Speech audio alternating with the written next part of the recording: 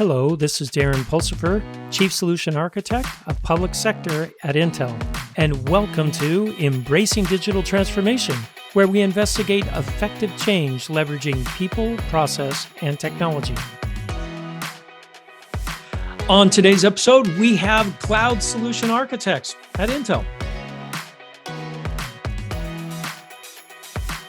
Hey everyone, welcome to the show. We have Stephen Holt, Kiran Agrahara, Sarah Musick, and Todd Christ, our top cloud solution architects at Intel. Welcome, team. Welcome, Darren. Thank you for having us. Thank you, Darren. Yeah. This is going to be a fun episode today. I can already tell we have a lot of jokesters on the call. Some that I've worked with for 6-7 years, and others are new to working with me. So this should be an interesting day today. So first off, let's do some introductions real quick. First, I'm going to start by saying Intel has invested heavily in hiring some of the best cloud solution architects in the industry today to help our customers understand how to deal with cloud and the best way to land their workloads on cloud. Stephen Holt did a great podcast with me last year on Not All Cores Are Created Equal. You got to go listen to that. Kiran gave us a podcast just recently, last month, right, Kiran? Yep, on it was. Hey, what does a cloud solution architect do? I'm expecting Todd and Sarah to come on the podcast, do their own special soon. But let's start with introductions with Stephen. Stephen, give me a little bit of your background. Thank you, Darren. So my name is Stephen Holt. I'm a cloud solution architect for the East. I actually manage the East cloud solution architects at Intel. I specialize in databases, but I come from IBM and an assortment of startups where I've had sort of varied roles in business process analysis and sales and technical analysis and technical sales. So I'm bringing all those experiences together here at Intel and helping drive value for our customers and making sure that the CSAs that we have on the East Coast and in general all work together as a team and deliver value for the customers that we have. Great, Stephen. All right, hey, let's go over to Kiran. Kiran, give us a little bit about your background, where you came from, and why Intel. Hey, Darren, good afternoon. Thanks for having me on this. My name is Kiran Agrahara. I am a cloud solutions architect on the East Coast. Stephen is my manager. I report up to him. My experience is in the data center infrastructure, focused on data storage, virtualization. It's mostly on the infrastructure side. And in the last, I worked in the cable like Comcast and financial industry in the past. And then in the last 5-6 years, I did my stint at a bunch of startups focusing on persistent memory, software-defined storage, and whatnot. And why Intel? I'm here at Intel for the same question, right? Why Intel? There's a lot of customers asking why Intel when we are having cloud conversation. So I'm here to answer that. Why Intel? Because Intel is everywhere, and spread the message around to the end users and partners. All right, hey, thank you, Kiran. Sarah, let's go to you. Tell me a little bit about your background, why you're at Intel, why you're a cloud solution architect. Yeah, thanks, Darren. Sarah Musick, obviously one of the cloud solution architects on the team. I directly before I came to Intel, I was actually at a partner doing software work around cloud migration and optimization. And that was precipitated by some time in data analytics. So I worked for a deep learning textual analytics company before that. And what was really interesting to me was the work in data brought full circle a lot of what I did in technical sales early on, working for regional SIs in the Southeast. So it was really neat to be able to then bring the analytics side to bear on cloud migration. And, as far as coming to Intel is concerned, Intel's a great American company. And it's one with a lot of integrity that mattered to me. And, as far as its role to play in the market, I think there's a lot of latent opportunity. There's weight to throw around, and there's a missing piece because there's a new model of engagement for everyone, really, including the cloud providers, and I think Intel has a part to play in that strategy moving forward. That's awesome. I see a little bit of trend here. Everyone's dealing with data. Well, why could that be? This is an interesting trend. Then we'll throw it over to Todd. Todd, are you a data monkey too, like these other guys? I'm definitely a data chaser, that's for sure. A data chaser. There you go. Yeah. Oh yeah. So as you know, I mean, we've worked together for years, and I've been at Intel now for a little over 26 years, which almost, it makes me sound like, I'm this monolithic thing that came out of the rock somewhere, but I'm not. I try to stay nimble, right? But you were yes, 5 when you. I was 5 when I started. Yeah, yes, exactly. That's so right. they all know. They know my secret. But yeah, so I started out in IT, right? So I got 30 years of experience, working in the IT realm as well as into the product space. So where I most recently came from was from our cloud and enterprise solutions group, which is part of our data center platforms group. And so I worked a lot on the enterprise, right? That's where Darren, you and I worked quite a bit, was on the enterprise side of things, and then decided to make the change to go over into cloud sales, right? Because obviously big shifts going to the cloud, and obviously Intel, wants to be able to meet customers where their data resides, whether it's going to be, on-premise or in the cloud. So being able to have that hybrid or multi-cloud model has been really important to me. I've worked pretty directly with like Microsoft and Google, not so much with AWS as of yet, but those are definitely the big focal points that I've been working on over the past couple of years. Now, Todd, you just glossed over something that everyone should really know about. You, on the show today, we have the Intel architect for Anthos. That was your baby. Yes. So for all you people out there that are thinking, hey, I've heard about hybrid cloud, the person that architected it is on the show. That is Todd, right? I remember seeing those boxes in our lab hooked up to the Google Cloud. We were all envious because they were awesome, servers, because we always had the best in our lab. And Todd got the cream of the crop for that. And he architected hybrid cloud. It was one of the first hybrid cloud solutions that were available. And we even you showed it on stage at Google One, right? Yep. Yeah, Google Next, we did that a couple of years back, and it's fun being involved with a partner pre-launch, right? Whenever you get to kind of design everything before it gets shoveled out to society, right? So a lot of fun, a lot of technology talks, a lot of deep code experience, a lot of partnerships, both inside Intel as well as in Google. And we try to do this with every partner that we have, right? Is we try to go super deep to get all the nooks and crannies kind of figured out before it gets out to the public, right? Once it gets to the public, it just seems easy, right? It's because we've done a lot of hard work on the back end for it.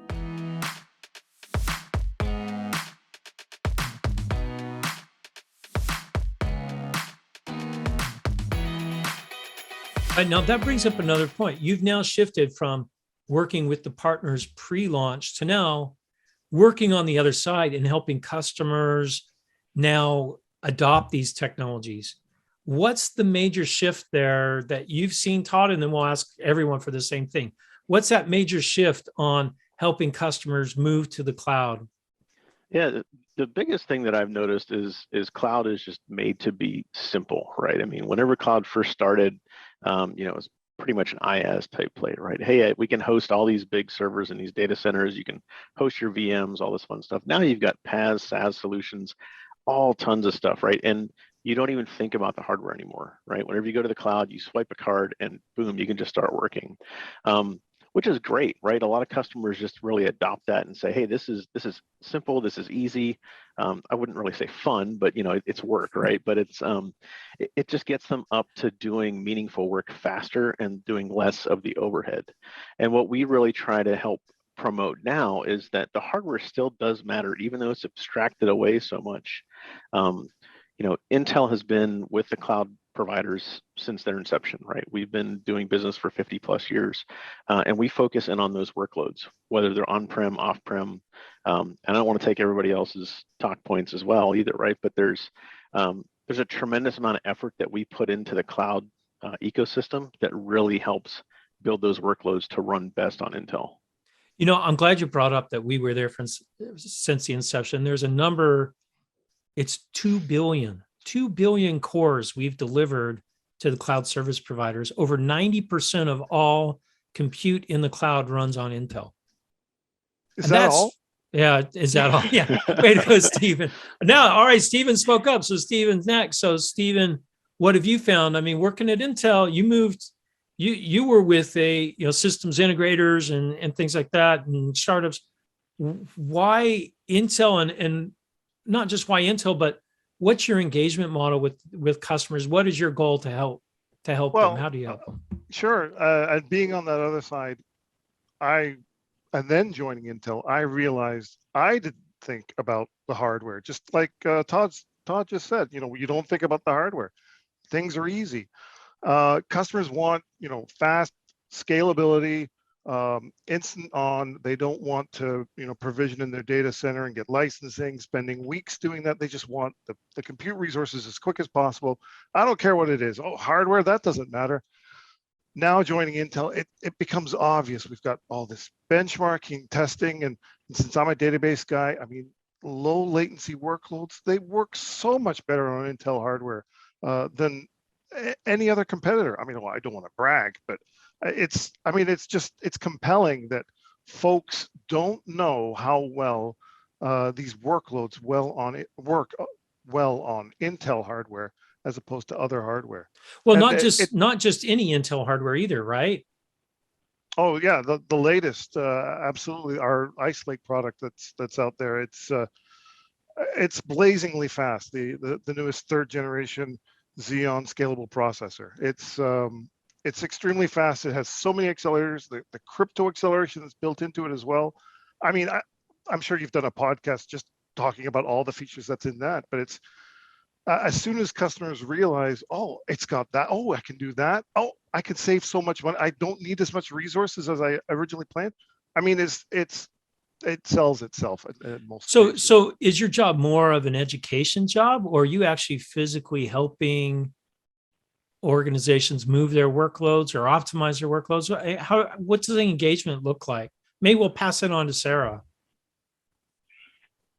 Well, it kind of depends. So, and I want to go back to something that we were talking about earlier. I mean, and in any situation, whether it be us or the CSPs, where they find the customer is going to be completely different. They may view themselves really as cloud native at that point. They may be really early in the adoption journey, and so the mechanism that we use to interact with the workloads is going to be really different. But the way I kind of look at it is, a couple of things. So first off, one of the things that I've considered in coming to Intel is what I would call the glamour curve of tech. So kind of what is the sort of viewed as the chief end. So early on, in the 60s and 70s, silicon itself was viewed as an end in itself. It was what was glamorous at the time. And then, we moved on, and then VMware came out with, vSphere in the 90s, and this notion of virtualization. And suddenly, the extent to which you could, hotel a bunch of, essentially servers, virtual servers in a machine, that was glamorous. That was the sexy thing. And then we moved on from there, and we began to tip even further toward, essentially data center as a service. And the difficulty with that, and, I'm going to mix metaphors, but with this glamour curve is that we don't get away from the baseline things that make an enterprise successful or not successful in adopting tech. So, it's like your HVAC. If your HVAC's working, you don't want to think about it. If you're thinking about your HVAC, that's not a good thing. It's not really a good thing, because you're either paying, somebody to come check it and maintain it, or something's happened. So, when we returned from vacation a couple years ago, and it was 95 degrees in North Carolina, and our HVAC had stopped working, that was a huge problem. And so there's this emphasis in the cloud provider, and I'm taking the long way around, in the CSPs of saying, oh, it doesn't matter anymore. Oh, we don't need to have that conversation. We can, we've abstracted away. We've become so, enlightened in our approach to tech that we've really gone past those conversations, which, if it's successful, can be true. But the fundamentals still, really haven't changed. And there are a lot of situations where a customer gets to the cloud and they find out a particular workload that's, business critical for them isn't working well. And so they have to go back to those fundamentals. So that brings up a really interesting point. I mean, you said, are the CSPs selling us something that doesn't really exist? I mean, because they all sell us this, hey, it's utility, it works out of the box, it's 100% reliable. And what I just heard was, hey, my critical workloads, I can't just drop into the cloud. I can't, it's just not a lift and shift. Is that what we're hearing? Kiran, what do you think?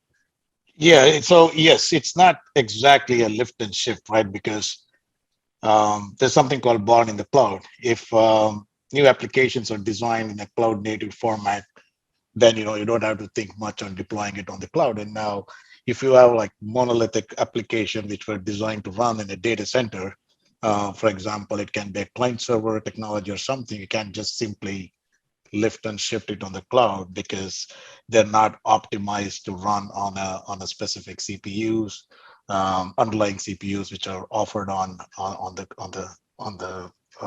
cloud service providers, right? So one has to be really careful.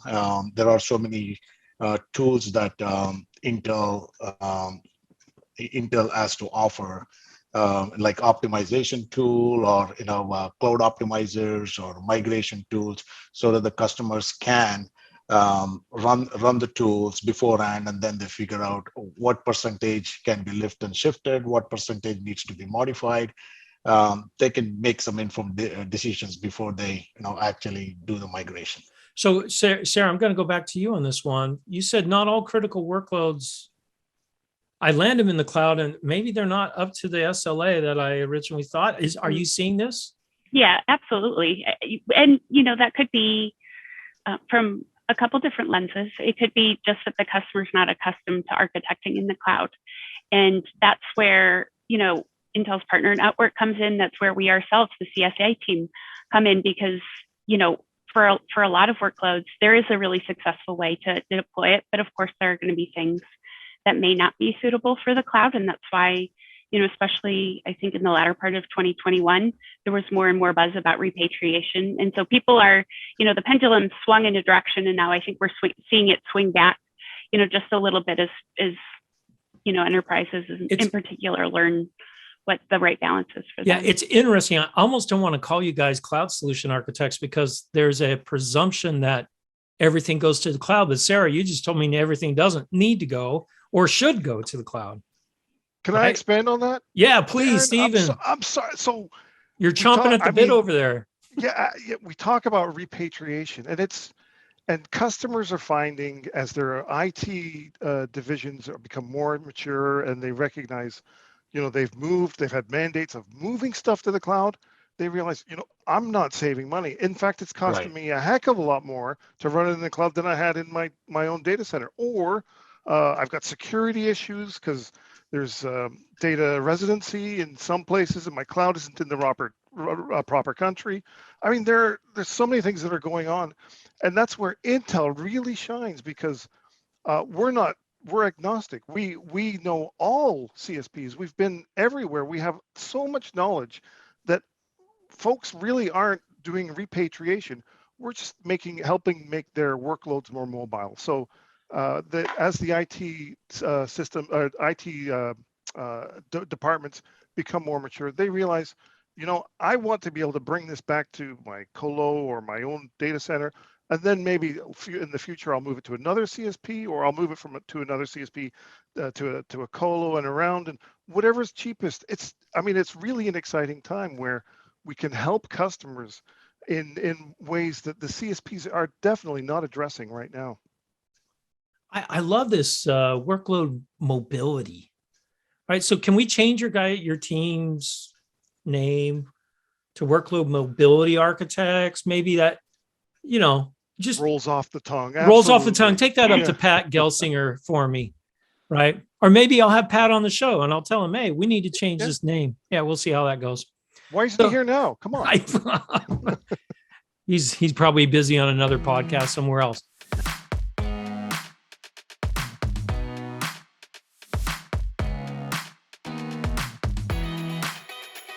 All right, Todd. So this sounds to me like you guys have a bench of people that have been involved in IT, understand workloads, understand what the different CSPs have to offer.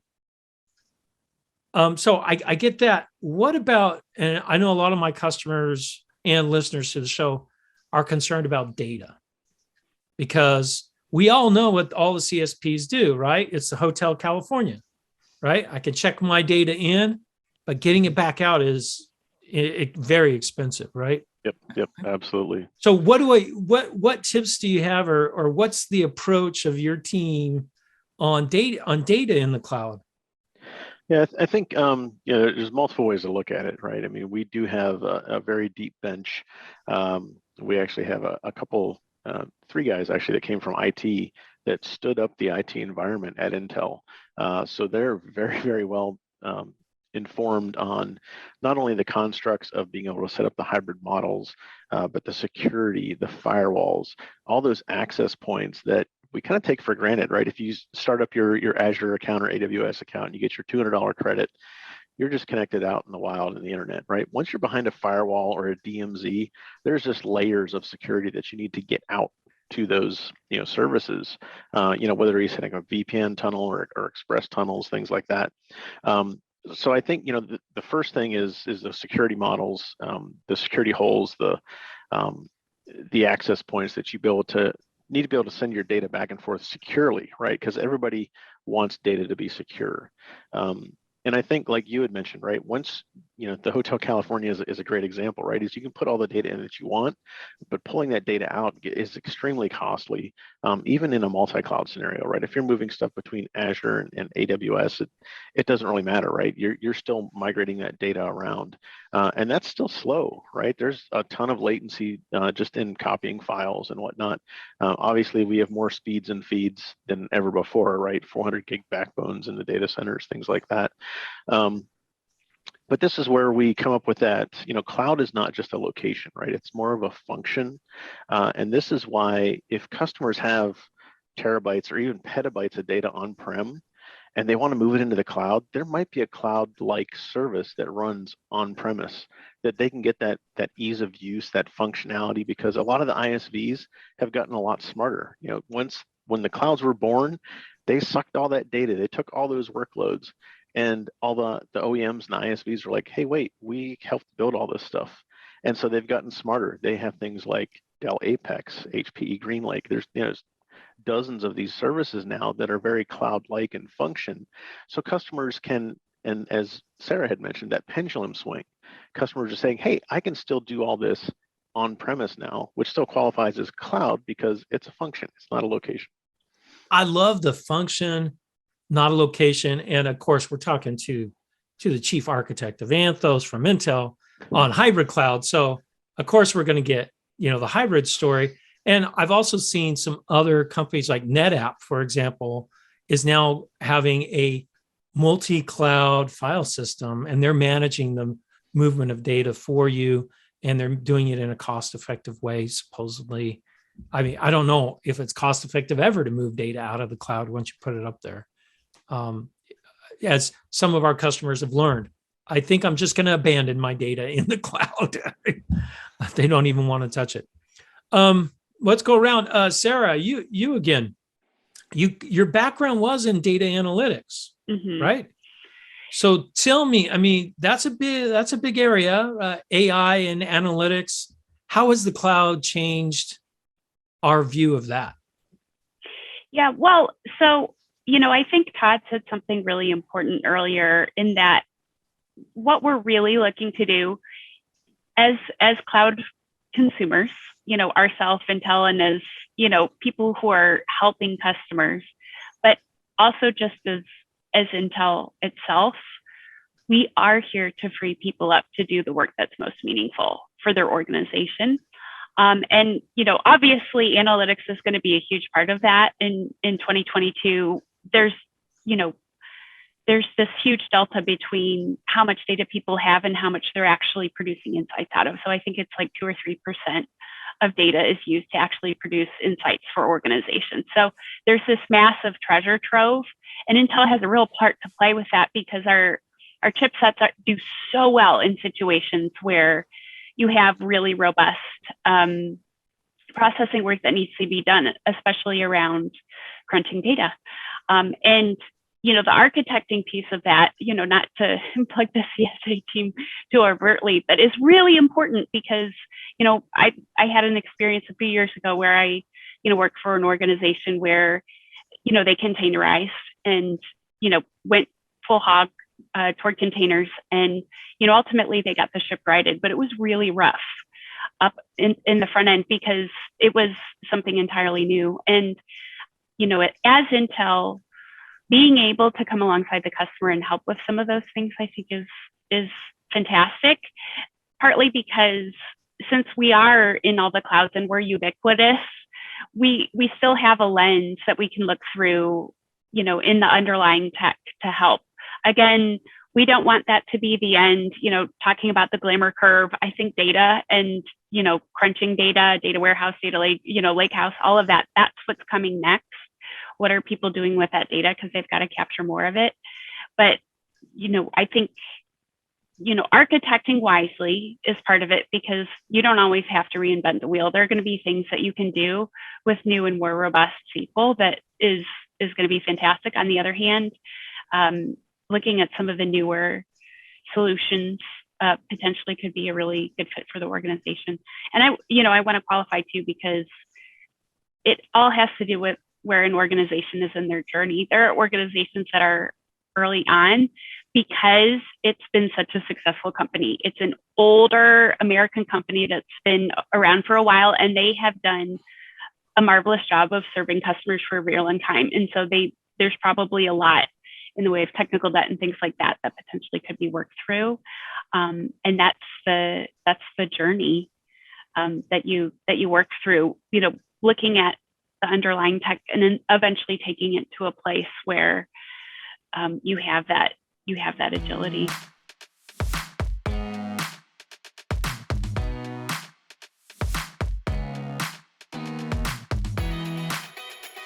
I really like the approach that you guys are approaching customers here, because you're there to help. But all right, so here's the big question.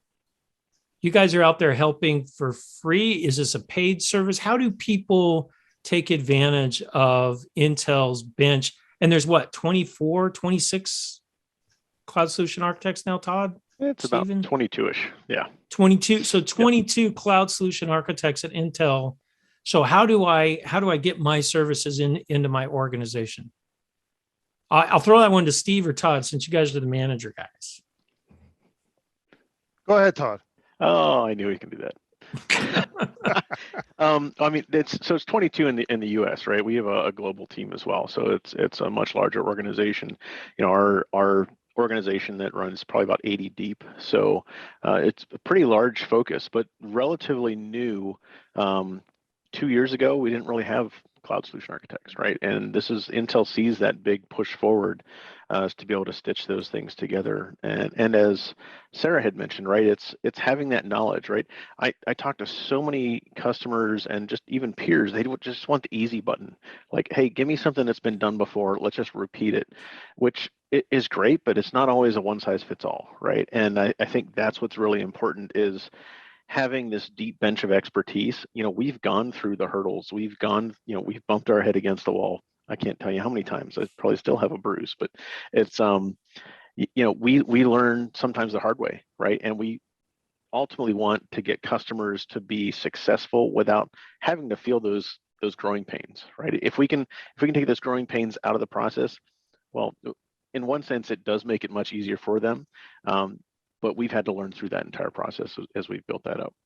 So all right, let's say I'm one of my brothers. They've got a small business or whatever, or mid-sized business. And instead of calling me, which they always do, right? And I'm like, I don't know anything about, your dental software or whatever it is that you're doing. How do I get them engaged with the cloud solution architect at Intel? This is to Stephen, because Todd already answered. So this is to Stephen. So Stephen, how do I get engaged? I mean, we get pulled in typically. So we're an overarching organization, we get pulled in through the direct sales organization. So there's an account executive that covers, the big Fortune 500, and then there's the inside sales and mid-market folks. There are different levels within Intel. So that person would reach out to their Intel rep and say, look, I've got this cloud software, it's not working, or I'd like to move to the cloud, I'd like to optimize, I need help just in creating a strategy. Can you guys help me? And that's where the AE would recognize, that's where I bring in the CSA. And we have so many skills on our CSA organization. It's unbelievable. I mean, we have folks that have expertise on every single CSP. We have database, we have container, we have, everything that you could mention, Terraform, all sorts of stuff. We have every piece of knowledge that you'd need, and we all work together harmoniously in most cases, together to deliver solutions to customers for free. Whoa, almost like wait. leadership planned that. It's amazing. Yeah, Yes. you said for free, Stephen. I did. Okay, so Because sorry. I just contact my account exec at Intel or inside sales and say, I need help with my cloud migration, and Stephen shows up at my doorstep. Does it say Intel inside on your shirt? Absolutely. Well, on my Absolutely. back, actually, currently. But Do something wonderful, right? yes.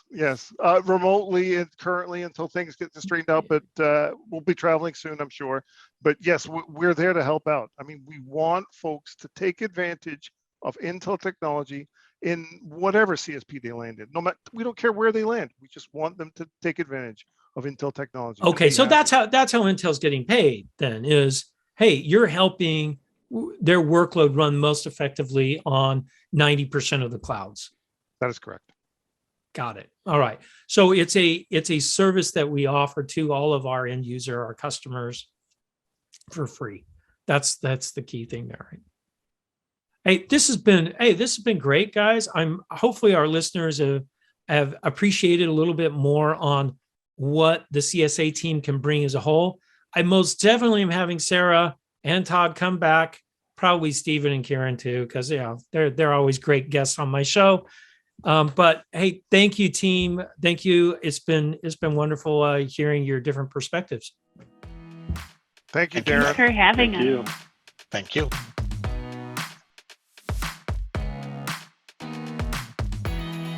Thank you for listening to Embracing Digital Transformation today. If you enjoyed our podcast, give it 5 stars on your favorite podcasting site or YouTube channel. You can find out more information about Embracing Digital Transformation at embracingdigital.org. Until next time, go out and do something wonderful.